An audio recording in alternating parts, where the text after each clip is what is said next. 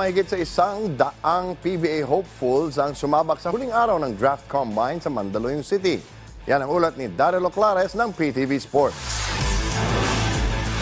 Isinagawa ngayong Miyerkules ang huling araw ng PBA Draft Combine Season 48 dito sa Gatorade Hopes Gym sa Mandaluyong City.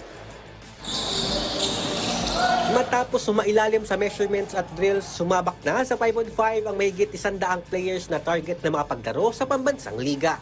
Kabilang dito ang ilan sa mga kilalang players katulad ni dating UAAP star Richie Rivero at Maharlika Pilipinas Basketball League cagers na sina John Amores at Heath Jimenez. Sa panayam ng PTV Sports sa tatlong manlalaro, naghayag sila ng kahandaan na ibigay ang lahat sakaling pala rin na madraft sa PBA. Sa team na magda-draft sa akin, ako kasi mas team first talaga ako. Mas susunod ako dun sa system. If I were to give a screen on the last play, di ba, on the last shot, I'd do it.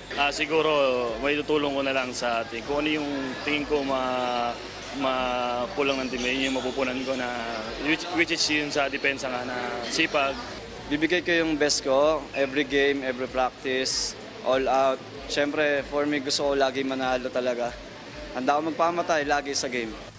Dumalo rin sa uling araw ng draft combine si Rain or Shine Elasto Painters head coach Yeng Yao. Hawak ng kupunan ang number 3 at number 4 picks sa first round ng draft ngayong taon. Tingin ko maganda yung crop natin ngayon.